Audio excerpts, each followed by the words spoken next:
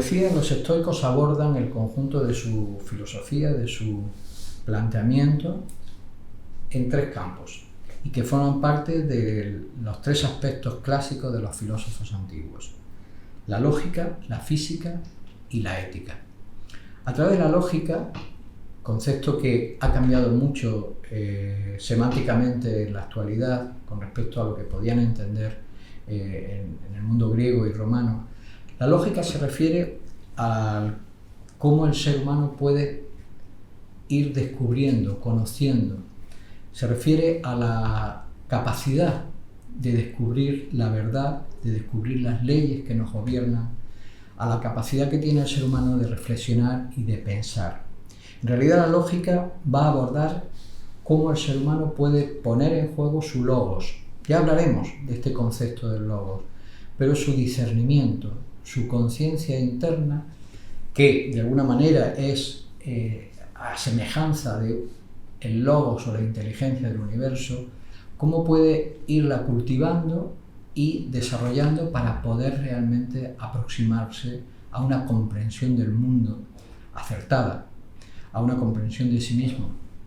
Es decir, cómo de alguna manera puede, como diría Platón, ir saliendo de la caverna de la ignorancia para ir descubriendo la profundidad y la verdad que la vida encierra. Por otro lado, la física nos habla sobre la ciencia del mundo y sobre las cosas. Es decir, a través de la física, que tampoco es el concepto que hoy en día podríamos entender, porque hoy en día física se referiría al mundo material. Sin embargo, para los estoicos la física es el intento de descripción del universo y de la naturaleza humana en todas sus dimensiones, porque ahí englobarán pues desde las leyes que rigen el universo, la naturaleza múltiple interna del ser humano, hasta los dioses. Las leyes, la búsqueda de comprensión de esas leyes, de la naturaleza, de la vida, constituyen gran parte del objetivo de la lógica. Y luego estaría la ética. La ética es la ciencia de la conducta humana, que además tiene una dirección muy clara, que esa conducta vaya regida justamente por ese logos, por esa conciencia interna, por esa razón, por ese discernimiento que debe de entrar o estar en sintonía con el logos, con la razón, con la inteligencia de la naturaleza y el universo. Quizás la mejor manera de entender este conjunto de tres elementos sea un ejemplo que puso un filósofo, Crisipo, un filósofo estoico, para intentar explicar esto. Es una metáfora curiosa. Él dice que imaginemos el cultivo de la tierra, ¿no? Y que el cultivo del ser humano sea como una metáfora del cultivo de la tierra. La física se ocupa justamente sobre la tierra y sus semillas. En este caso, sobre la naturaleza humana y el potencial. Conocer cuál es nuestra constitución, de dónde venimos, cuál es nuestro potencial. La lógica dice que es, por un lado, la valla que protege el huerto, esa tierra, pero por otro lado es las herramientas de cultivo, aquello a través de lo cual nosotros vamos a poder trabajar la tierra. No olvidemos que hablamos de que la lógica es la capacidad de reflexión, de puesta en juego de ese discernimiento del ser humano, de esa razón que tiene que gobernar la propia vida. Y la ética es justamente el cultivo de sí mismo. Y como consecuencia los frutos que van a surgir de ese huerto, de ese cultivo. Así tenemos una naturaleza y una semilla con un potencial.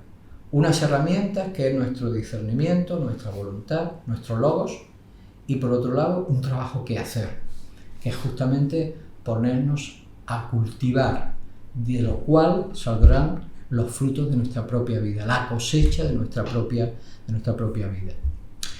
En definitiva, toda esta filosofía de vida que vamos a abordar a través de los próximos temas nos van a llevar por enseñanzas que se dirigen, por un lado, a sumergirnos en el universo, por otro lado, a sumergirnos en nosotros mismos, a descubrir nuestra naturaleza. a ayudarnos a entrar en consonancia con la vida natural, concepto que para el estoicismo va a ser muy importante, poder llevar una vida natural, que aclararemos aquello de la vida natural realmente a qué se refiere.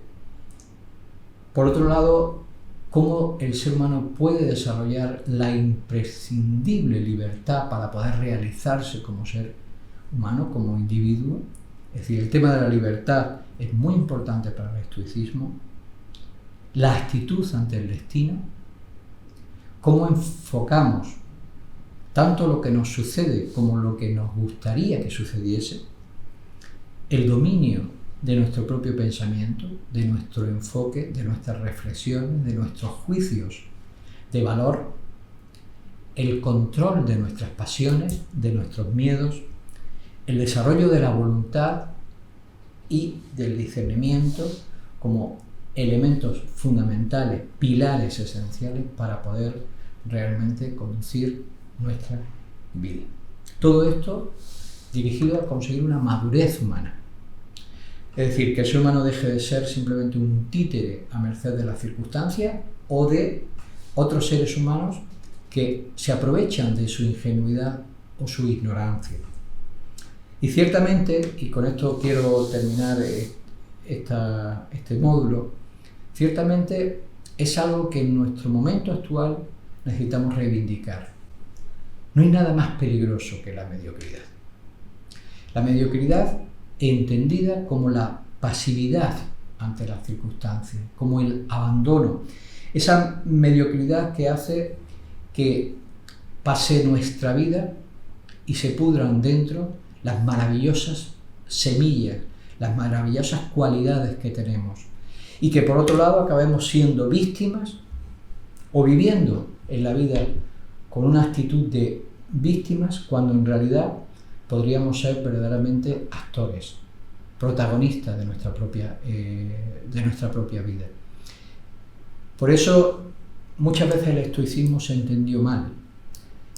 Esa imagen que muchos tienen del estoico como aquel que tiene una vida resignada, triste, sufrida, ante las múltiples desgracias que le trae el destino y que permanece firme, aguantando y aguantando, es falso. El estoico es una persona alegre, vital, pero que sabe hasta dónde puede enfrentarse al destino, hasta dónde tiene que aceptar lo que el destino trae, porque conoce sus leyes y en lugar de enfrentarse a las leyes, simplemente fluye con ellas. Terminaré con una frase de Séneca, como posiblemente haga con todas estas clases, que es terminando con alguna frase que nos sirva de reflexión. Terminaré con una frase de Séneca que dice: no hay por qué dudar de que el hombre pueda elevarse por encima de lo humano, de que pueda contemplar dolores, pérdidas, enfermedades, heridas, los grandes cambios que rigen en torno a él sin alterarse. Soportar con tranquilidad las situaciones duras y con moderación las favorables y, sin ceder ante unas ni confiar en las otras, ser uno y él mismo en medio de distintas circunstancias. No confiar en que nada sea suyo más que él. Bueno, con esto nos quedamos en este inicio de este curso para que podamos en el siguiente tema recordar a aquellos que fueron los exponentes más importantes de esta corriente del estoicismo en el pasado, recordando pues algo de sus vidas, algunas de sus enseñanzas más fundamentales, sin olvidar de que el estoicismo no fue un invento de aquel Zenón, aquel que dio nacimiento a esta corriente, sino que fue un reencuentro en un momento histórico de una serie de verdaderos enamorados de la vida, de verdaderos filósofos, con actitudes y enseñanzas milenarias, que tal vez en distintos lugares y culturas y civilizaciones, en el pasado como sucederá en el futuro, cobraron una forma en un tiempo histórico que fue aquella Grecia y aquella Roma clásicas, pero que del mismo modo, como forman parte de enseñanzas y elementos que el tiempo no tiene por qué barrer cuando quedan las semillas atemporales, pueden seguir inspirándonos hoy para afrontar nuestras preguntas, nuestros retos y nuestros proyectos. Nos vemos el próximo día.